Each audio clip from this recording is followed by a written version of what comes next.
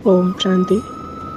भक्ति में जो हम मंदिर में जाके भगवान के सामने कहते हैं कि हे भगवान, एक नज़र कृपा की कर दो, तो आज मुरली में बाबा इसका अर्थ समझा रहे हैं कि सचमुच भगवान की नज़र हम पर कब पड़ सकती है।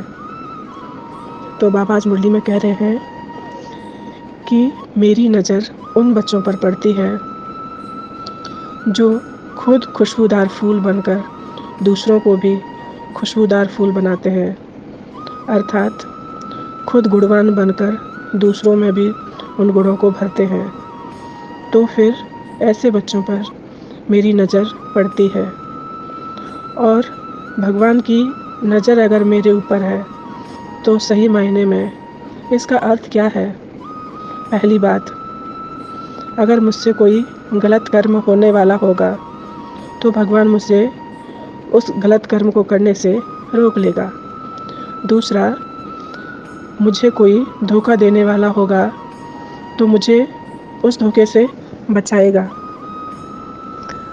और तीसरा है कि अगर भगवान की छत्र छाया सदैव मेरे ऊपर है तो मैं अपने कर्म फलों से डर नहीं लगेगा।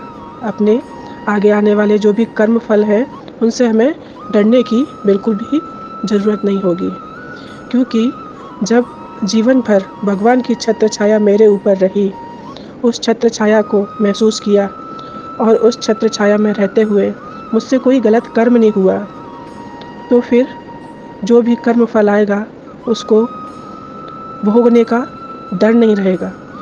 अपने कर्म फलों का हम स्वागत करेंगे। मैंने अच्छा किया तो उसका परिणाम मुझे अच्छा ही मिलेगा। तो आज बाबा ने यह समझाया मुरली में कि भगवान की नज़र मुझ पर कैसे पड़ती है, किन गुणों से पड़ती है। और जो बच्चे कहते हैं कि मुझ पर कृपा की नज़र करो, बाबा कहते हैं अगर उनमें अवगुण है, वो कांटों की तरह दूसरों को चुभते हैं, उनका व्यवहार चुभता है, दूसरों को दुख देता है, तो भले वो कितना भी चिल्लाते रहे फिर भी मैं उन पर कृपा की नज़र नहीं करता हूँ।